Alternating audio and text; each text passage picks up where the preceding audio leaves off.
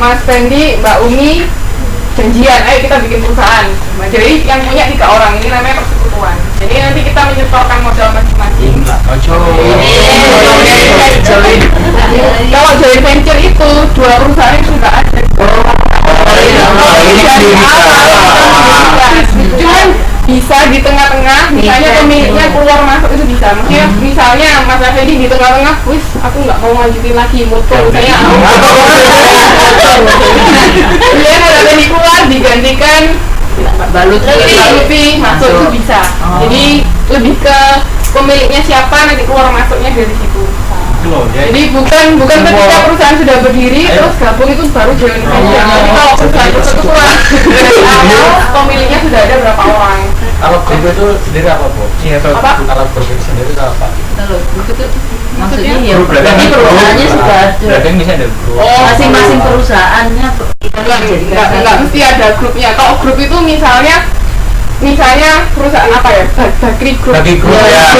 Bakri Group itu misalnya perusahaan pertama Bakri, dia punya anak perusahaan banyak. Jadi itu namanya grupnya Bakri. Walaupun perusahaannya beda-beda tapi kok tetap satu induk dia. Ini bukan sekutu. Bukan sekutu.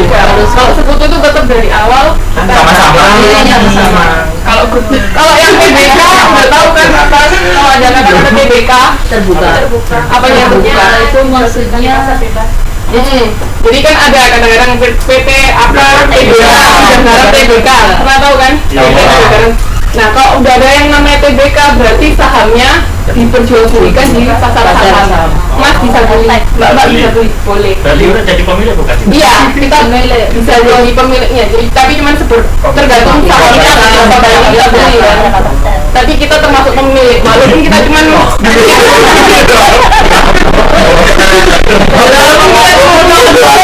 misalnya 2% saham tetap kita sebagai pemilik. Jadi itu perusahaannya bisa sahamnya milik. Pemilik.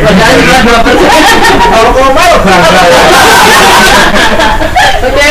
Jadi nanti kalau keseluruhan kita bahasnya tentang itu, tentang awal kita mau mendirikan, terus nanti pembagian modal, pembagian keuntungan kan harus dibagi rata. Nah, itu perjanjian awal. Jadi ketika kita mendirikan perusahaan persekutuan pasti ada perjanjiannya.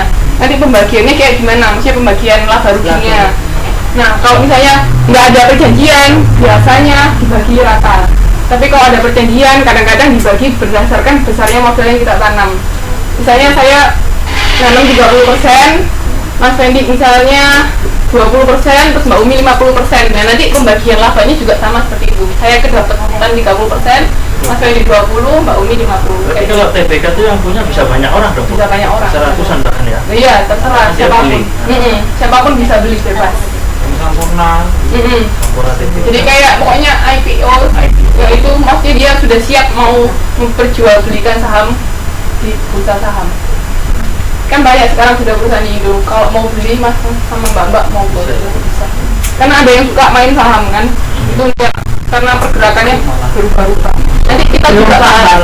Nanti kita juga bahas tentang perusahaan. Belum. Iya. Iya. Oke.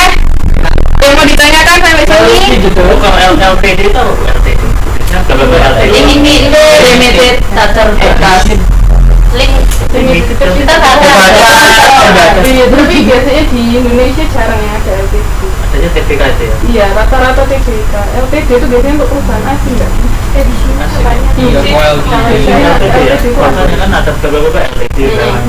Rata-rata untuk perusahaan asing. Kalau di Indonesia pakai TBK. Dia punya anak cabang di perusahaan satu, nanti punya anak cabang.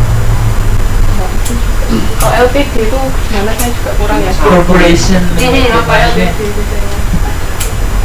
Terus, nah, betul. Bapak nanti dapat akuntansi keuangan juga kan nggak ya? Kadang itu akuntansinya lebih bulat. Jadi nanti kita